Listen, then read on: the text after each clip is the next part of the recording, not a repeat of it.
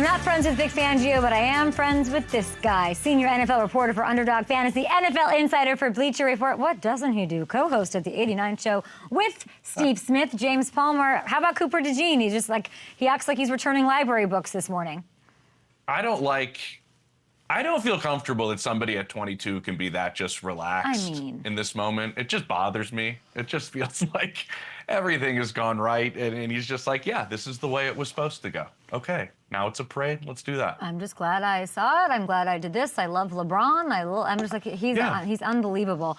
Just a 360 windmill. That's it. I can just do that. Yeah, that's exactly. That's why I didn't think he was great at hoops, but he's got the aura, which we love. I love your aura. How did I not see you? I know. This is brutal. I was there like 9 days or something. You were everywhere, though. I think you're a hard person to track down in New Orleans because you were a different place every couple minutes. No one should be in New Orleans that long if you don't live there.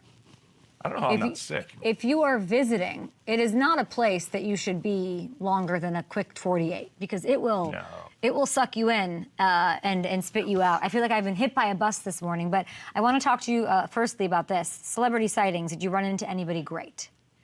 Well, Flavor Flav ran up to me instead of me running up to him, and he was like, yo, boy, you make me so much money. I watch you all the time. I was like, my wife was like, do you know Flavor Flav? I was like, no, but apparently he is profiting off of my takes. So I dig that. That was cool. Amazing. I was walking down the street. Warren Sapp was outside having a cigar. He kind of, it wasn't a punch, but I'm fragile. And it hit me, and he said, hey, you know I'm in Boulder. Why haven't you hit me up? I ski. I didn't know Warren Sapp skis. You know me, Kay. I live in Denver. I ski all the time. He's like, I need some people to ski with. I'm in Boulder. Let's go. So apparently Warren and I are going to hit the slopes. That was something he was rather excited about. But it's a great week, man. Everybody's down there. You run into everybody. Best Super Bowl city? Yeah. Oh, yeah. Yeah? Like slam dunk, right? Who's number two?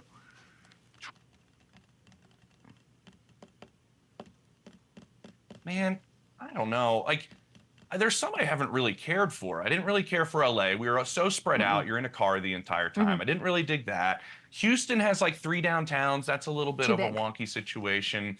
I have to say, Arizona was pretty rad, right? When Waste Management was there, when we were there at the same time. That was terrifying. Was a scene. That was a real scene in Arizona. Also spread out, though, in a lot of traffic. I think it's like New Orleans. I'm excited and for it's not Nashville. Close. I'm excited for Nashville.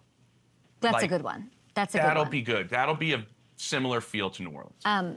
Eagles Parade, you just heard Cooper DeJean talking about it, rookie hero. It's like he lit up about that and nothing else. He wants that parade. You were there when Kelce became the star. Who do you think becomes the household name this year? Yeah, I hosted for NFL Network with Colin Wolfe, and we were there watching. God. And I have my headset on, and I'm sitting there telling the producers, like, guys, get on that dump button because he is letting the expletives fly. Like, let's dump out of this as many times as we can for everybody at home. But everybody there loved it, became a star. I think Nick might have a really good showing. Like, Nick is all of my friends in Philly. Like, he is everybody I grew up with. His demeanor is all of my boys. And Philly, all of us have a chip on our shoulder, okay? You know that. And so when we get to the mountaintop, we definitely want to kind of throw it back in everybody's face. I can see Nick being great. I can see Jordan Mailata being outstanding. Maybe he throws a couple of bars out there. Slay. Like, this locker room, if you spend time in it, it is the most loose-lipped locker room in football. They say exactly what they're thinking and how they feel. And I would assume with a couple of sodas in it down Broad Street on those rocky steps, I wouldn't be surprised if they took it to another level. You're close with both these teams, Kansas City, of course, and Philly. Leading up to the Super Bowl, I've been outlining this all year, to be honest. I've been very closely listening to what Patrick Mahomes is saying about Travis Kelce because I think that these moments are precious. I talked to Patrick about it in person when I was interviewing him for Netflix Christmas. Here's what he said. I haven't heard this yet. I know you have. So everyone can listen to New Heights this morning. Here's Kelce. I'm going to take some time to figure it out. And I think I owe it to my teammates that if I do come back, that it's going to be something that it's a wholehearted decision. I'm not half-assing it, and I'm fully here for them. And I think I could play. It's just whether or not I'm motivated or it's the best decision for me. What does this mean if the Chiefs part ways with him? What does this look like for them? Yeah, I contacted a couple people in the organization case Sunday morning, and I was just like, so I want to know about the speeches one. And they were like, well, Travis cried, but he cried last year. So I was trying to get a gauge on his speech to the team on Saturday night. And I was just like, what's your gut? And they were both like, my gut tells me this is it. But he hasn't said anything in either direction to anybody here. And we know he loves coming to work. We know he actually really enjoys being here in the building. But he mentioned that one part where he's like, I don't want to half-ass it at all. He practices as hard as anybody. And he doesn't feel like if he doesn't practice hard and practice that way, he's not giving everything to the team and everything to himself. So the people in the building believe he has lost a step. They still believe he can completely play. But there's so much on the other side as well. I think there's just a lot like really on his shoulders and what's next. Do you keep playing because it's what you know? I mean, this is a massive decision, and it's a massive decision for the future of the organization. Like Tyreek Hill leaving was one thing. This is a completely other thing for Patrick and Andy Reid. Let's look at some of these free agents that each has his hands full this offseason. Of course, there's the Travis piece. I think he's earned his right to sort of figure out what's best for him, what he wants. But then look at some of these other guys that are up that they have to sort of figure out. And then they have to figure out how to protect Patrick. What do you make of this as far as like maybe their biggest priority going into free agency? I can't believe the Combine's literally like next week. Yeah, here we go. Trey Smith might end up being the highest paid guard in NFL history. There's some teams that have some rookie quarterbacks that have a lot of money, whether it's the Commanders or the Patriots or say even the Bears or maybe Houston down there. Like teams are going to be active going after him at the guard spot. Do they go and pay him to keep him in Kansas City? Remember, they paid Creed Humphrey, who's a great center for them. And bringing that interior together was so important to protect Patrick, but left tackle's been an issue. I've talked to Spags and those guys on the defensive side of the ball. Like, they were joking during the AFC Championship game. I was talking to them on the field, They were like, I don't even want to think about life without Nick Bolton. Like, that he runs everything on that defense. He's got a photographic memory. He's a great communicator, blitzer, like, great against the run. Like, there's some big decisions to be made. What I think is interesting for Kansas City is that, like, they keep their coaching staff intact, and that continuity gives them the advantage. But for the first time, like over the last couple of years, Veach has lost a lot of his top lieutenants. Like Mike Borgonzi leaves and becomes the GM in Tennessee. Brant Tillis leaves and went to Carolina the year before, and Ryan Poles the year before. So front office and decision makers, he's a little bit, different than it's been, that they've built well through the draft. And I think they have to do that again. I had some big decisions. I think if Travis does leave, I wouldn't be surprised if they swung for like a receiver to kind of fill that. It's so crazy because it's like, you think they have all this depth and they bring in these guys. I don't know that the experiment worked.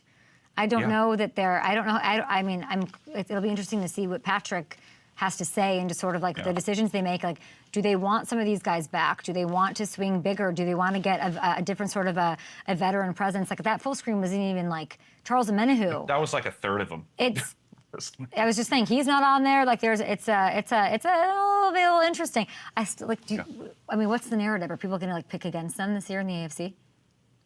Well, I think I don't like the narrative of like there's a formula now. Yeah, the formula is put together the best roster we've seen in a number of years. That's the formula to beat the Chiefs. Thank you, Howie. Like I don't know, like. They have had offensive line issues. We saw it against the Tampa Bay Bucks in the other Super Bowl, and then they went up and got Joe Thuney, Creed Humphrey, Trey Smith, put that interior together. They haven't really worried that much about tackles because Patrick's so elusive and can kind of avoid those situations. But there was a great game plan from Philly. I think this is what's happening when you have this kind of sustainability and you want to keep it. Like, I think we're entering, some people say like Patrick Mahomes 2.0 is almost like 3.0. There was the Tyreek Hill years where they put up a ton of points. Then there were these years where it's like, oh, we're going to win a Super Bowl with Rashee Rice, our rookie wide receiver, who is coming back. That's a big one, I think, for Patrick, for his return.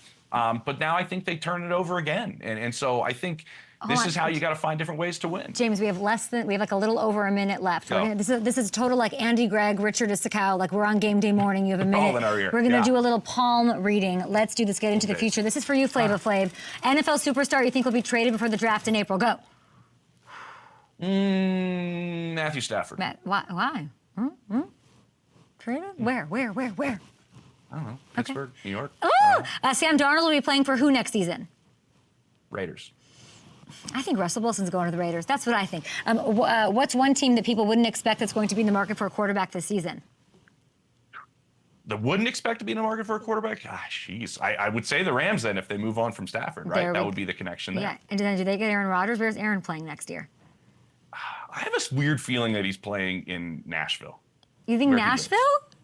I can see the Titans moving out of one and collecting capital for a quarterback class in 2026 and using Aaron as a bridge. Do you think Micah gets traded? Is that a real option? Mm-hmm. It's a real option. Okay, the last one's the most important one. Tell me to go quick here. Let's go. Last one's the most important one. Steve Smith and you competing in a celebrity skiing race. Who wins it? Why? Oh, I crush him. I know he's been getting coached by Jeremy Bloom, football player / Olympian. He doesn't stand a chance against me. I'm not going to lie. I love you both. You were doing the absolute most. Congrats on all the success. You bet on yourself, and you're freaking killing it, James Palmer. Love ya, and good luck. And I'm rooting for Steve Smith. Love you. Bye.